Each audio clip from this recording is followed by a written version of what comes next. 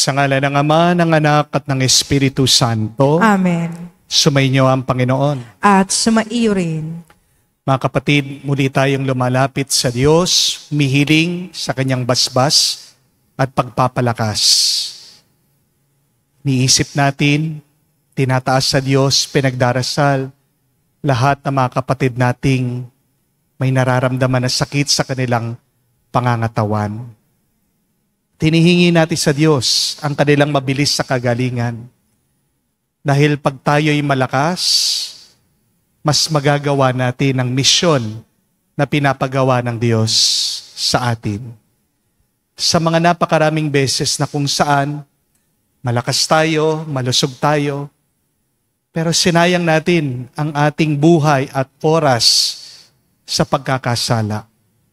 Lingin natin muli ang awa at pagpapatawad ng Diyos para tayo ay makita muling karapat-dapat makatanggap sa mga banal na misteryo.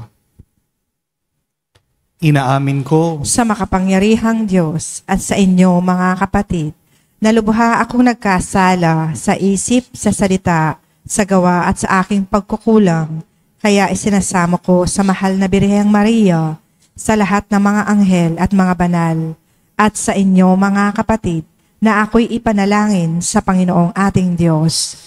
kaawaan tayo na makapangyarihang Diyos, patawarin tayo sa ating mga kasalanan, patnubayan tayo sa buhay na walang hanggan. Amen. Panginoon, kaawaan mo kami. Panginoon, kaawaan mo kami. Kristo, kaawaan mo kami. Kristo, kaawaan mo kami. Panginoon, kaawaan mo kami. Panginoon, kaawaan mo kami. Manalangin tayo. Ama naming makapangyarihan, ginagawa mo kaming magkaisa ng kalooban. Pagkaloob mo ang iyong mga utos ay aming mahalin. Ang iyong mga pangako ay hangarin naming tanggapin. Upang sa anumang pagbabago sa paligid namin, manatiling matatag ang aming loobin. Sa tunay na kasiyahang matatagpuan sa iyong piling, sa pamagitan ni Jesucristo kasama ng Espiritu Santo, magpa sa walang hanggan. Amen.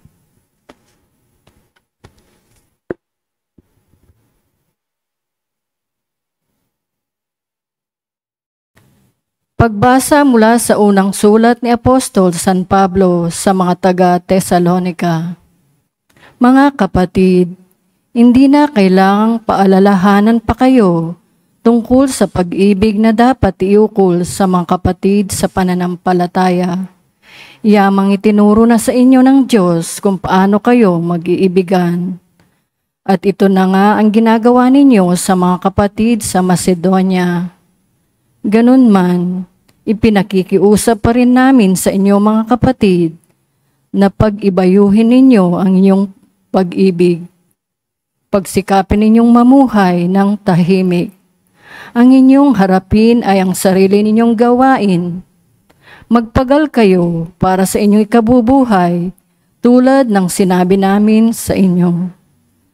Ang salita ng Diyos. Salamat sa Diyos. Poong hukom ay darating, taglay ang katarungan natin. Poong hukom ay darating, taglay ang katarungan natin. Umawit ng bagong awit at sa poon ay ialay, pagkat yaong ginawa niya ay kahangang-hangang tunay. Sa sariling lakas niya at taglay na kabanalan, walang hirap na tatamo yaong hangad na tagumpay. Poong hukom ay darating, taglay ang katarungan natin.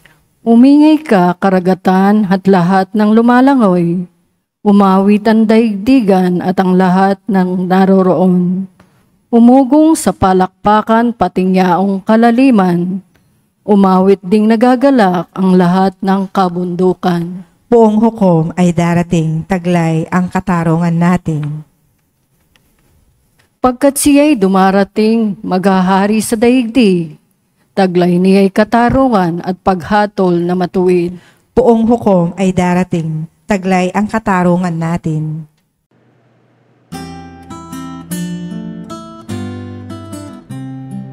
Alleluia, alleluia, alleluia, alleluia.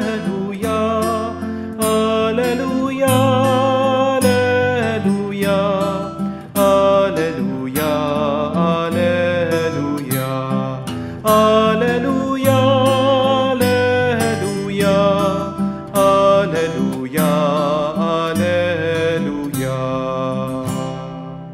Bagong utos, ani Kristo, mag-ibigan sana kayo katulad ng pag-ibig ko. Alleluia, Alleluia. Sumainyo ang Panginoon. At sumaiyo rin. Ang mabuting balita ng Panginoon ayon kay San Mateo. Papuri sa iyo, Panginoon. Nung panong yun, sinabi ni Jesus sa kanyang malagad, ang talimhagang ito. Ang paghahari ng Diyos ay maitutulad dito. May isang taong maglalakbay, kaya tinawag niya ang kanyang mga alipin at pinagkatiwalaan sa kanila ang kanyang ari-arian. Binigyan niya ng salapi ang bawat isa ayon sa kanyang kakayahan.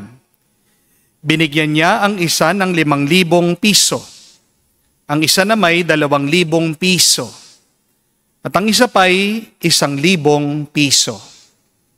Pagkatapos, siya'y umalis.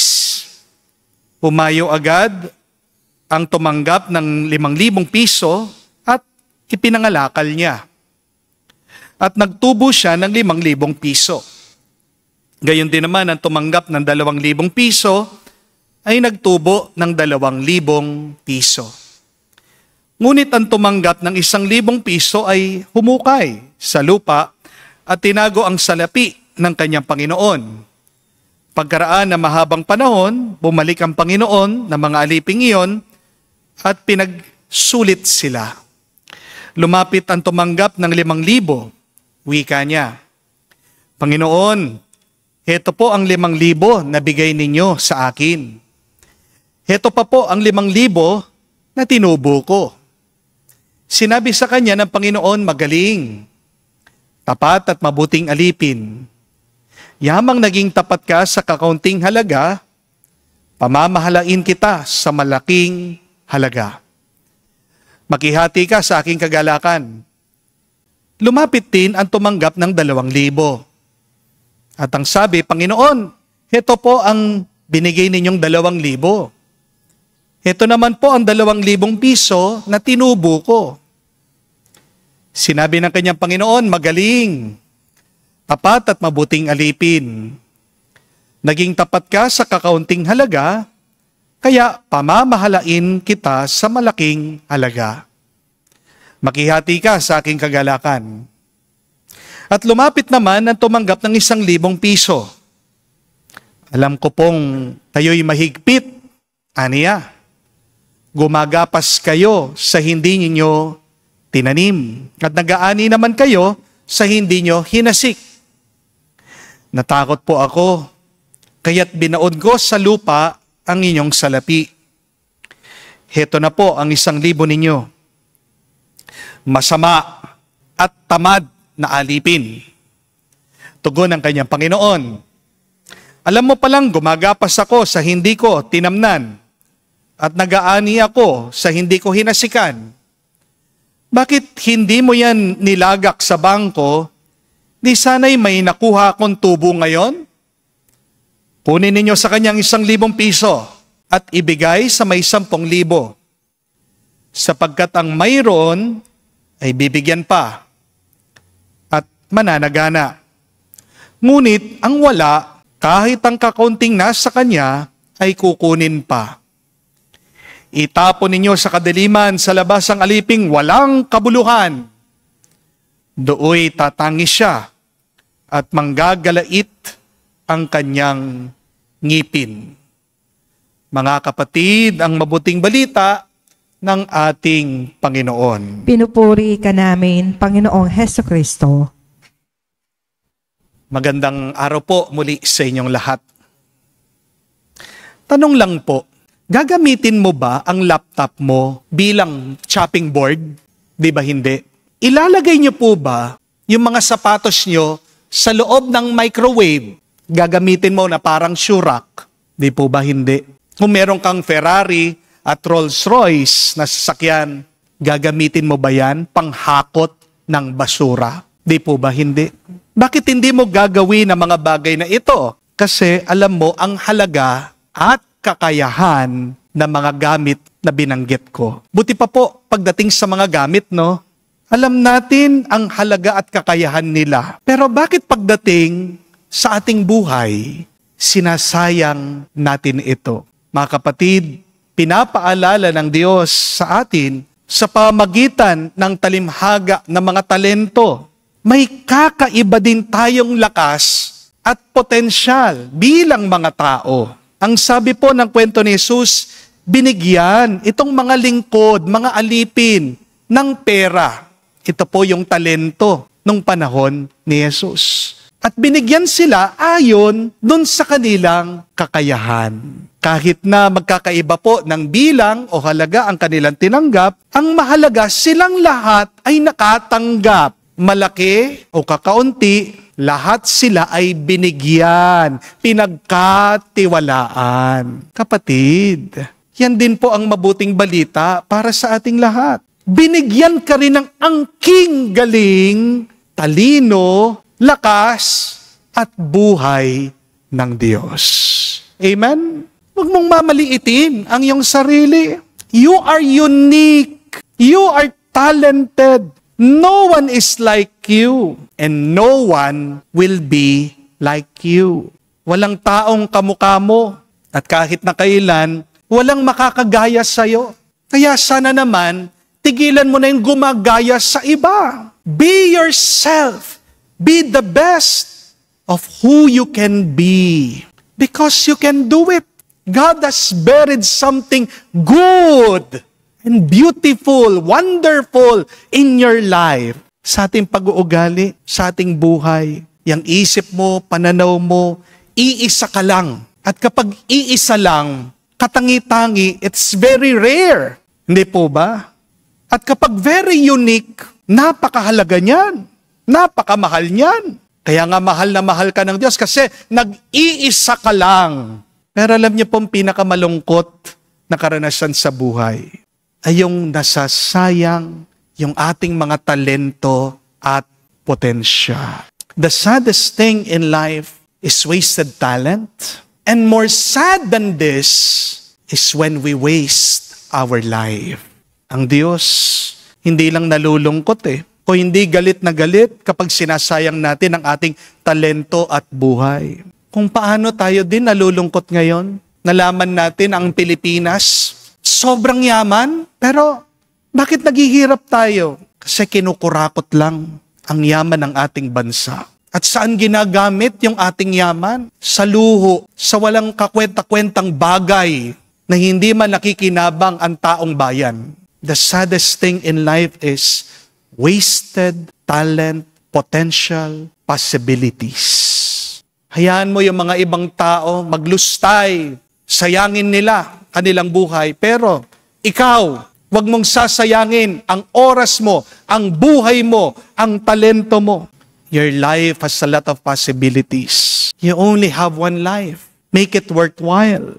Make the most out of this life. Isipin nyo na lang po mga kapatid, ang posibilidad daw po para isilang ang isang tao dito sa mundo ay tinatayang nasa humigit kumulang isa sa bawat 400 trillion. That is the odds of being born. It is 1 trillion to 1.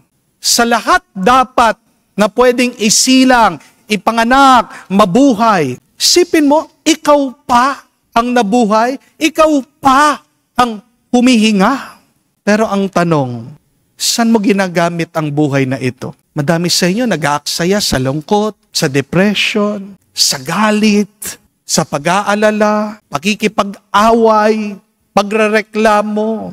Just be thankful every day and think, how can you leave this world much better? Ganda pagnilayan nun. Habang ikaw ay nabubuhay, bago man ako lumisan, umalis sa mundong ito, paano ko ba iiwan itong buhay na ito na maging mas mabuti at mas maganda?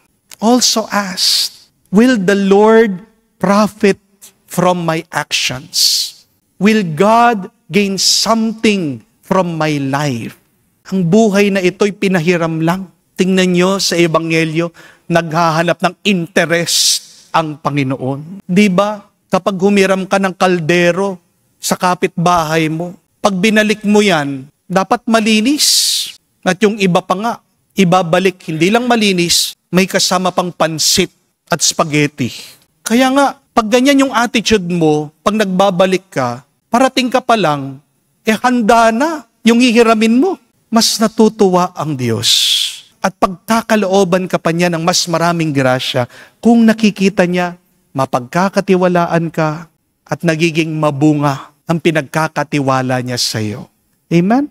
Pero ang tanong, bakit nga mayroong mga tao, kaya nilang itapon yung kanilang oras, yung kanilang talento, yung kanilang buhay sa mga walang kakwenta-kwentang bagay? Kasi po, tandaan niyo po mga kapatid, sa buhay natin, sa loob natin, sa isip natin, tayong lahat ay may hari at meron din tayong hangal.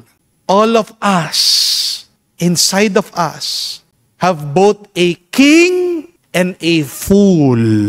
Kapag pinakikinggan mo yung mangmang sa iyong loob, kaya nga, ganyan yung pag-uugali mo, mangmang ka din. Pero kapag pinakikinggan mo yung hari sa iyong loob, anong mararanasan mo? Yumayaman ka, umuunlad ka, lumulusog ka, tumasaya ka, nagiging banal ka. Speak to a king in your life. And a king appears. Your life becomes kingly. Speak to a fool in your life. A fool appears. You become a fool. Sino ang hangal sa ating loob? Walang iba kundi ang demonyo. Sino ang hari sa ating buhay? Walang iba kundi ang Diyos. Si Jesus, ang Banal na Espiritu. At kung susunod ka lang sa Diyos, ang ating hari, makikita mo, hindi masasayang ang buhay mo, sasaya ka, at dadami ang pagpapala na pinagkakaloob niya. Pero, ang mahirap, alam ko po, madaling magsayang ng oras. Di po ba? Tingnan mo lang ang cellphone mo, mag-scroll ka lang. Di mo mapapansin, maghapon na pala. Sa naubos yung iyong oras? Sa panunood. Meron ba naging bunga yung panunood mo? Wala. Alam ko po, mahirap din ang nagsisipag. Ang binibigay mo ang lahat.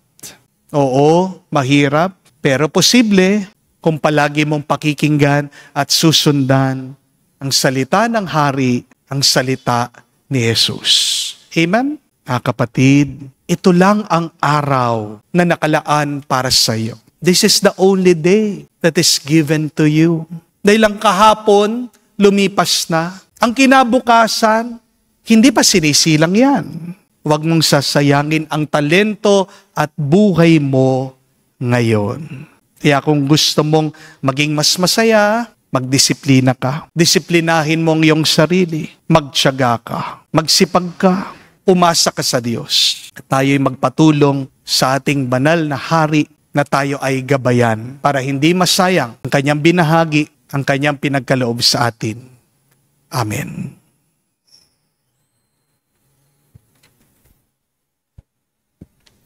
Sa ating pagharap sa luklukan ng paghahatol ng Diyos, isusulit natin ang wastong paggamit o pagwawaldas ng mga biyayang pinagkatiwala sa atin. Sa panalangin, hilingin natin ang tulong ng ating tagapaglikha. Ating sabihin, Panginoon, dinggin mo kami. Panginoon, dinggin mo kami. Ang marami at iba't ibang biyaya ng kanyang mga kasapi, naway mapakinabangan ng simbahan.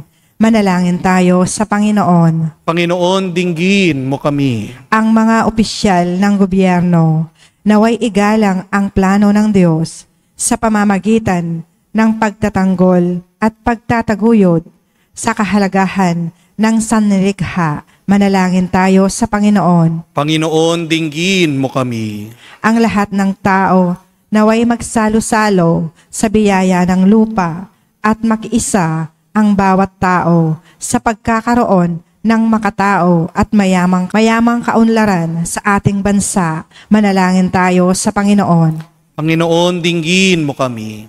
Sa katahimikan po ng ating puso, banggitin natin, sabihin natin sa Diyos ang ating mga personal na pangangailangan. Ama naming nasa langit, tulungan mo kaming manatiling tapat sa mga maliliit na bagay ng buhay upang mapagkatiwalaan mo kami ng mga higit na dakilang bagay kapag pumasok na kami sa iyong kaharian.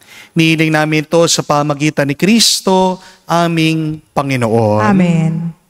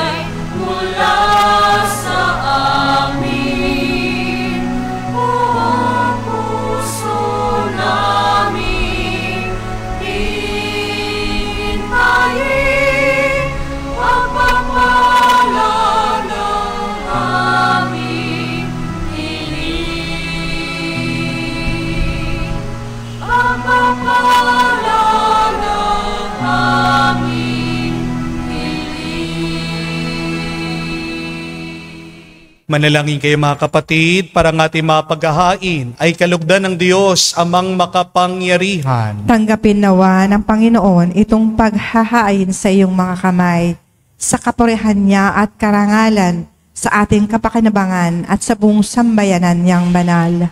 Ama naming lumikha, ang banal na paghahain ay lagi nawang magdulot ng iyong pagbabasbas na sa amin tumutubos, upang ang ginanap mo sa aming pagdiriwang ay maging lubos sa pinagkaloob ng iyong pagmamahal sa pamagitan ni Jesucristo kasama ng Espiritu Santo magpa sa walang hanggan. Amen. Sumainyo ang Panginoon. At sumaiyo rin. Itaas sa Diyos sa inyong mga puso at diwa. Itinaas na namin sa Panginoon. Pasalamatan natin ang Panginoong ating Diyos. Marapat na siya ay pasalamatan. Ama naming makapangyarihan, tunay nga marapat ikaw ang aming pasalamatan.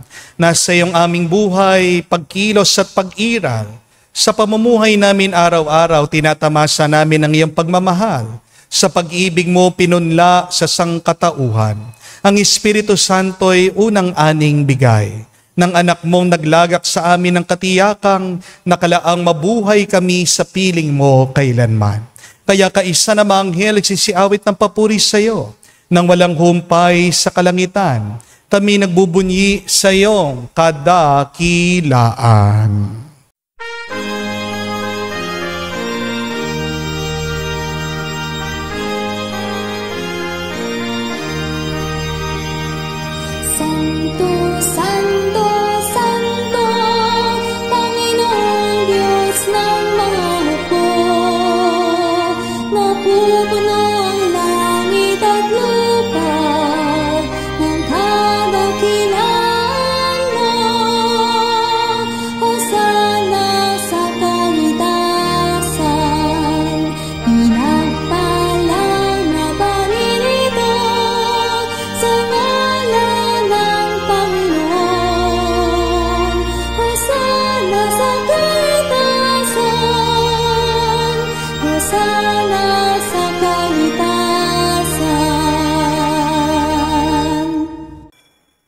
Ama naming banal, ikaw ang bukal ng tanang kabanalan. Kaya't sa pamagitan ng iyong Espiritu, gawin mong banal ang mga kaloob na ito, upang para sa amin maging katawan at dugo ng aming Panginoong Hesu Kristo. Bago niya pinagtiis ang kusang loob na maging handog, hinawakan niyang tinapay, pinasalamatan kanya.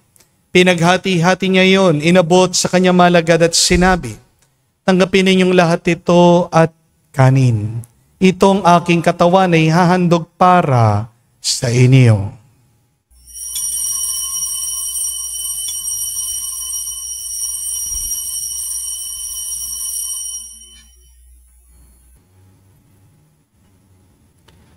Gayon din naman nung matapos ang hapunan, hinawakan niyang kalis.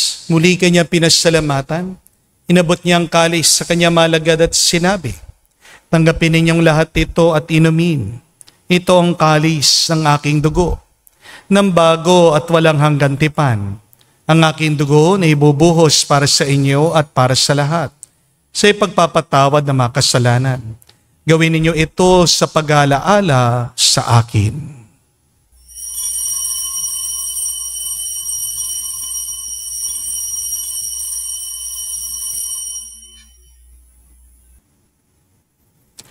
Ang misteryo ng pananampalataya.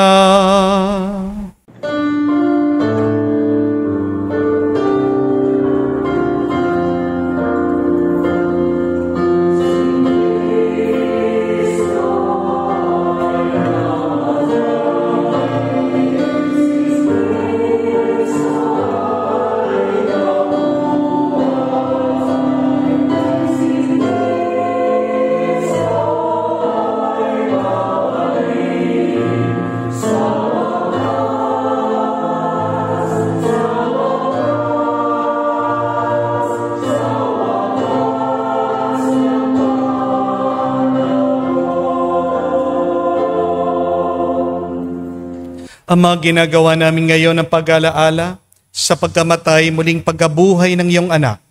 Kaya tinialay namin sa iyong tinapay nagbibigay buhay at ang kalis sa nagkakaloob ng kaligtasan. Kami nagpapasalamat dahil kami iyong minarapat na tumayo sa harap mo para maglingkod sa iyo. Sinasamo namin kami magsalo-salo sa katawan at dugo ni Kristo ay mabuklod sa pagkakaisa sa pamagitan ng Espiritu Santo. Amalingapin mong iyong simbahan, laganap sa buong daigdig. Puspusin mo kami sa pag-ibig. Kaisa ni Leon ang aming Santo Papa, si Florentino aming Arsobispo, at ng Tanang Kaparian. Alalahanin mo rin ang aming mga kapatid na nahimlay may pag-asang sila'y muling mabubuhay. Gayon din naman lahat ng mga pumanaw. Kawan mo't sila't patuloyin sa iyong kaliwanagan. Kawan mo't pagindapatin kaming lahat, makasalo sa iyong buhay na walang wakas. Kaisa na mahal na Birhen Maria, Ina ng Diyos, kaisa ni San Jose ang kanyang malwalhating esposo, kaisa ng mga apostol, lahat ng mga banal, na namuhay dito sa daigdig na kalugod-lugod sa iyo. May pagdiwang nawa namin ang pagpupuri sa ikararangal mo, sa pamagitan ng iyong anak, aming Panginoong Heso Kristo. Sa pamamagitan ni Kristo, kasama niya at sa Kanya, ang lahat ng parangal at papuri ay sa iyo, Diyos Ama, makapangyarihan, kasama na Espiritu Santo, magpasawalang hanggan. Amen, amen, amen. Sa nakagaling na utos sa turo ni Jesus sa Panginoon natin at Diyos, ipahayag natin ang lakas loob.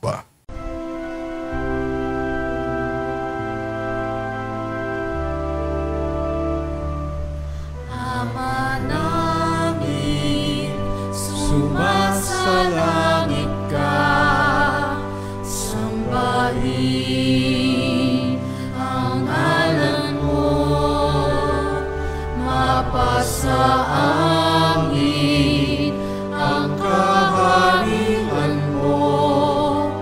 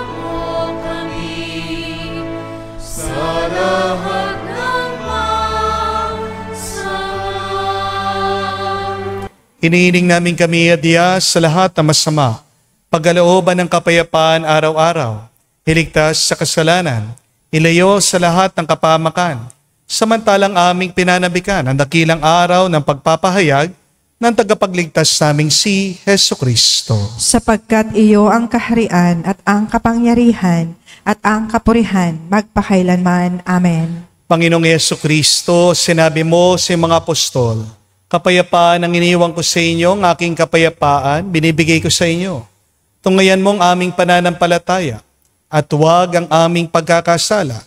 Pagkalooban mo kami ng kapayapaan at pagkakaisa, ayon sa iyong kalooban, kasama ng Espiritu Santo, magpa sa walang hanggan. Amen. Kapayapaan ng Panginoon ay laging sumainyo. At sumaiyo rin. Magbigayan po tayo ng kapayapaan sa bawat isa. Piso niyo po, kapayapaan po sa inyong lahat.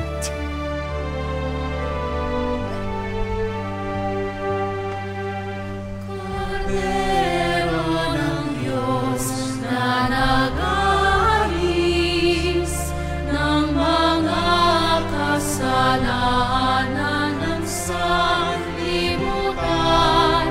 maawa ka sa amin. Maawa ka sa amin. Kordero ng Diyos na nag-aalis ng mga kasalanan ng sanlibutan, maawa ka sa amin. Maawa ka sa amin. Kordero ng Diyos na nag-aalis ng mga kasalanan ng sanlibutan, ipagkaloob mo sa amin ang kapayapaan.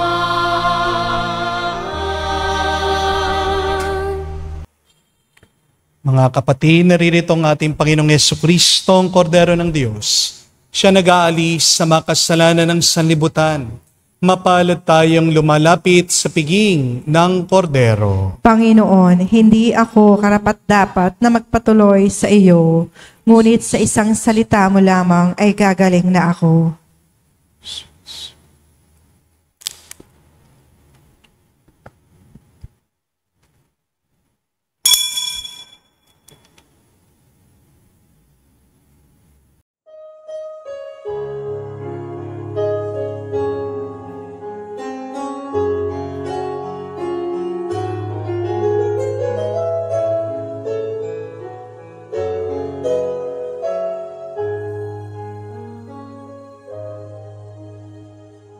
Stay with me, Lord, that I may never forget you. Stay with me, Lord, because I need. Stay with me, Lord, for you are my life. Stay with me, Lord, for you are my life.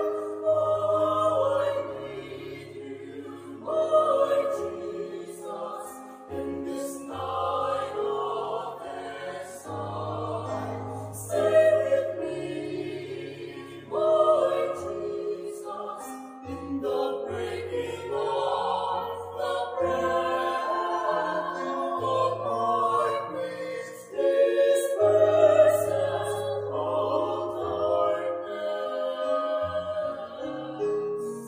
The force that sustains me, the unique joy of my heart.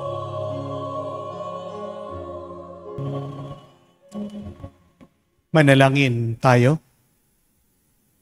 Ama namin mapagmahal, lubusin mo sa amin ang kagalingang bigay ng iyong pag-ibig na ngayoy pinagdiriwang.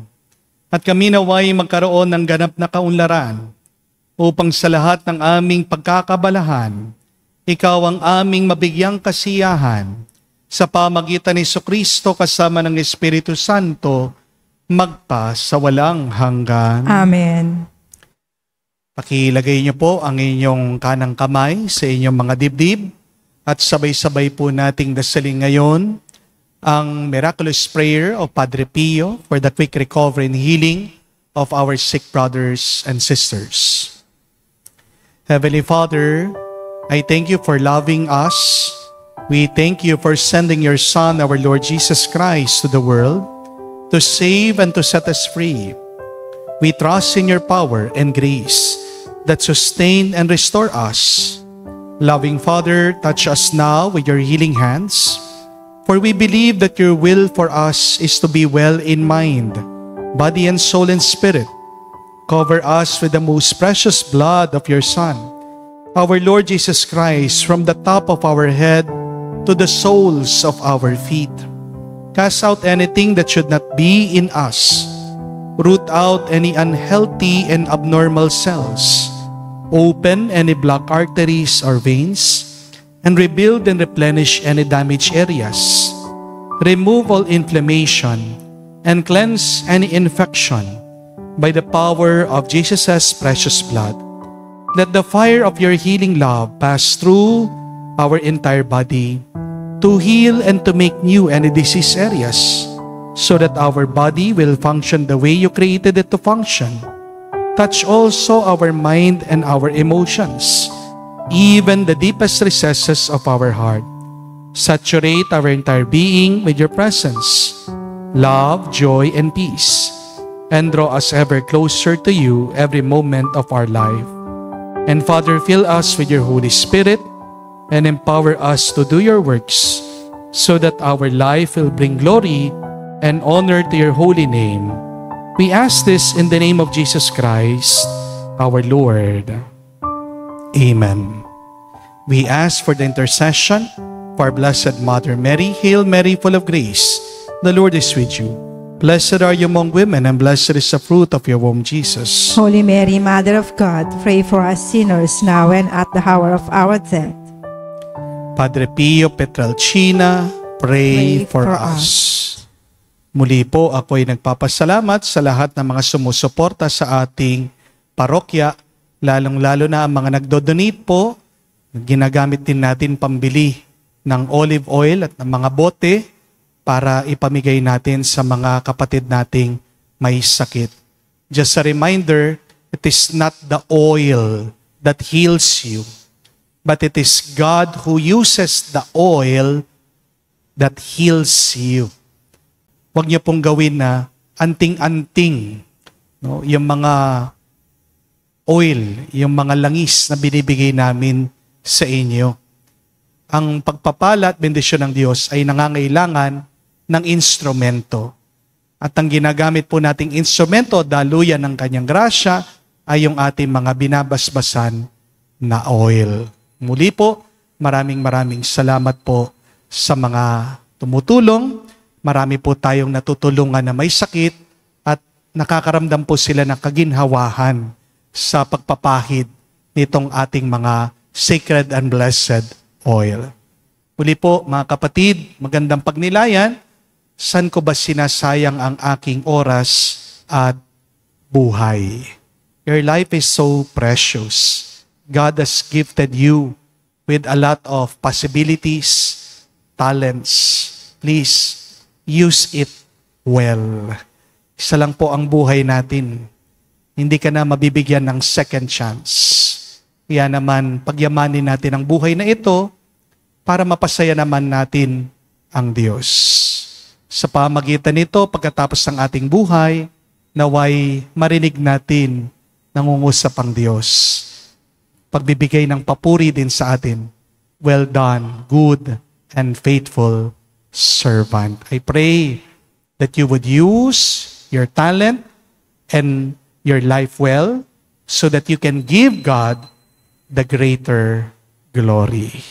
Sumainyo ang Panginoon At sumaiyo rin. at kayo basbasan ng Diyos makapangyarihan sa lahat, sa ngalan ng Ama, ng Anak, ng Espiritu Santo. Amen. Ang ating misa ay natapos na. Pumayo kayo sa kapayapaan ni Kristo. Salamat sa Diyos.